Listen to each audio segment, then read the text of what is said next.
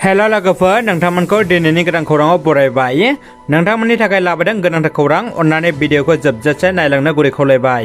गिबि खौराङाव दङ 2022 मायथाइनि नैथि खोन्दोनि आसाम माइक्र' फाइनान्स इनसेन्टिभ आरो रिलिफ स्किमनि चेकखौ मुसलपुराव दिनै आसामनि मानगोनां मन्थ्रि नन्दिता कार्लसआ बिटिआरनि चेक प्रमाणपत्र नुजाथिनायाव मुलाम्फा मोनगिरिफोरनो गथायना होयो।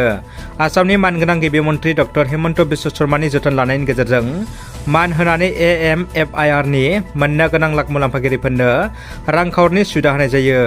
बे हाबाफारियाव मावफुं सोद्रोमाफोर, एमसिएलएफोर, एमएलएफोर आरो बाक्सा जिल्लानि डेपुटि कमिशनारआबो दंफायोमोन। चिरां जिल्ला एबसुनि बानजायनायाव सुबुं सांग्रांथि बाइक रेलि हाबाफारि लादों।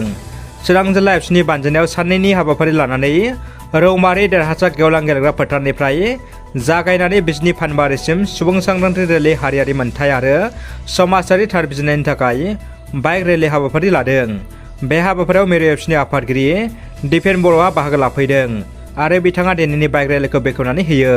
लोगोसे मिरु एबसुनि लोगो आफादगिरि खोरोमदाव औवारि, गाहाय नेथारि करेन्द्र बसुमतारी बिथांमोनाबो बाहागो लाफैदों। थेंफाख्रि सेल्फ प्रटेक्शन अर्गानाइजेशननि बानजायनायाव community awareness programme in self protection and suicide हाबाफारि खुंफुंदों।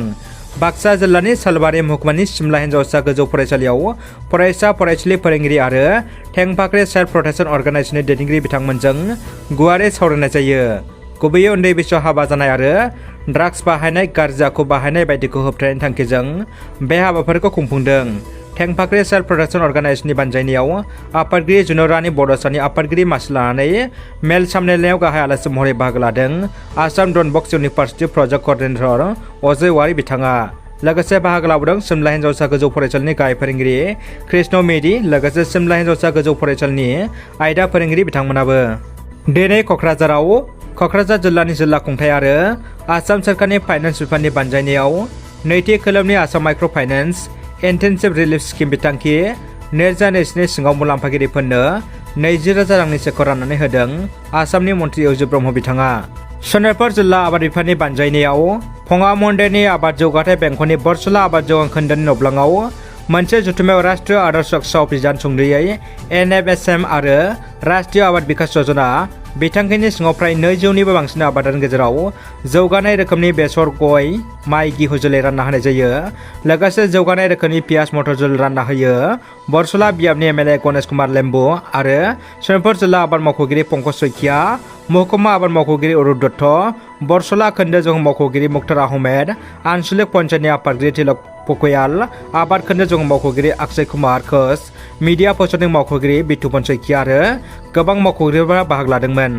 दानिया फैदो जोबथा खौराङाव।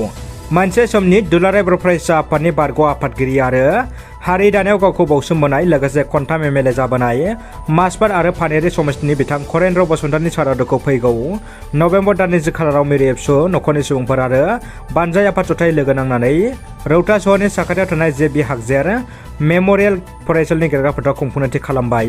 बे बाथ्राखौ मिथियो खौरां बिजोंनि गेजेरजों मिरु एबसुनि आफादगिरि मानगोनां दिपेन बर' बिथाङा। रादाबा एसेनोसै लोगोफोर। रादाबखौ जोबजासे नायनो थाखाय नोंथांमोननिसिम गोजोननाय आरो साबायखर बावबाय। गोजोन्थों।